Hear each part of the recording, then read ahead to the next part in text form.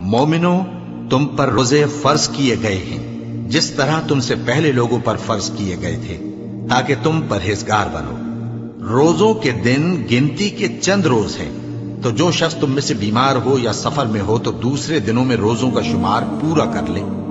اور جو لوگ روزہ رکھنے کی طاقت رکھیں لیکن رکھیں نہیں، وہ روزے کے بدلے محتاج کو کھانا کھلا دیں۔ اور جو کوئی اپنی مرضی سے زیادہ نیکی کرے تو اس کے حق میں زیادہ اچھا ہے، اور اگر سمجھو تو روزہ رکھنا ہی تمہارے حق میں بہتر ہے۔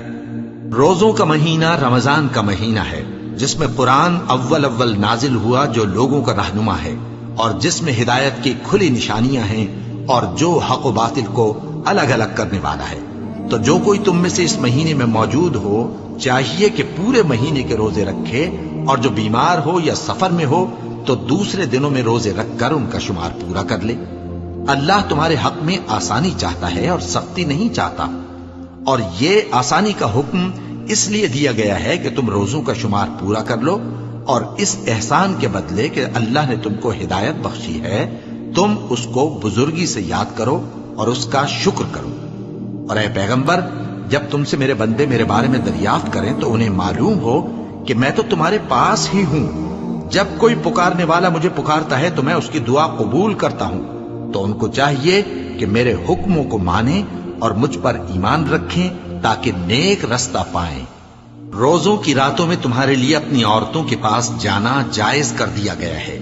وہ تمہاری پوشاک ہیں اور تم ان کی پوشاک ہو۔ اللہ کو معلوم ہے کہ تم ان کے پاس جانے سے اپنے حق میں خیانت کرتے تھے، سو اس نے تم پر مہربانی کی اور تمہاری حرکات سے درگزر فرمائی۔ تو اب تم کو اختیار ہے کہ ان سے مباشرت کرو۔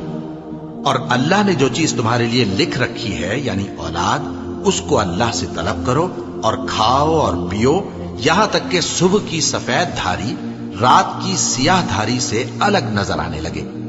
پھر روزہ رکھ کر رات تک پورا کرو، اور جب تم مسجدوں میں اعتکاف بیٹھتے ہو تو ان سے مباشرت نہ کرو۔ یہ اللہ کی حدیں ہیں، ان کے پاس نہ جانا۔ اسی طرح اللہ اپنی آیتیں لوگوں کے سمجھانے کے لیے کھول کھول کر بیان فرماتا ہے تاکہ وہ پرہیزگار بنے۔ اور آپس میں ایک دوسرے کا مال ناحق نہ کھاؤ، اور نہ اس کو رشوتاً حاکموں کے پاس پہنچاؤ تاکہ لوگوں کے مال کا کچھ حصہ ناجائز طور پر کھا جاؤ، اور اسے تم جانتے بھی ہو۔ اے پیغمبر، لوگ تم سے نئے چاند کے بارے میں دریافت کرتے ہیں کہ گھٹتا بڑھتا کیوں ہے۔ کہہ دو کہ وہ لوگوں کے کاموں کی میعادیں اور حج کے وقت معلوم ہونے کا ذریعہ ہے، اور نیکی اس بات میں نہیں کہ احرام کی حالت میں گھروں میں ان کے پچھواڑے کی طرف سے آؤ، بلکہ نیکوکار وہ ہے جو پرہیزگار ہو، اور گھروں میں ان کے دروازوں سے آیا کرو، اور اللہ سے ڈرتے رہو تاکہ کامیاب ہو جاؤ۔ اور جو لوگ تم سے لڑتے ہیں تم بھی اللہ کی راہ میں ان سے لڑو، مگر زیادتی نہ کرنا، کہ اللہ زیادتی کرنے والوں کو دوست نہیں رکھتا۔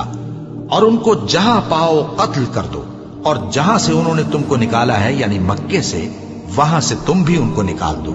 اور دین سے گمراہ کرنے کا فساد قتل و خونریزی سے کہیں بڑھ کر ہے۔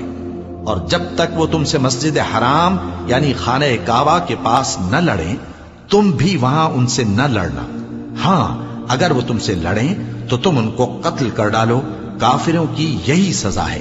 پھر اگر وہ باز آ جائیں تو اللہ بخشنے والا ہے، رحم کرنے والا ہے۔ اور ان سے اس وقت تک لڑتے رہنا کہ فساد نابود ہو جائے اور ملک میں اللہ ہی کا دین غالب ہو جائے۔ پھر اگر وہ فساد سے باز آ جائیں تو ظالموں کے سوا کسی پر زیادتی نہیں کرنی چاہیے۔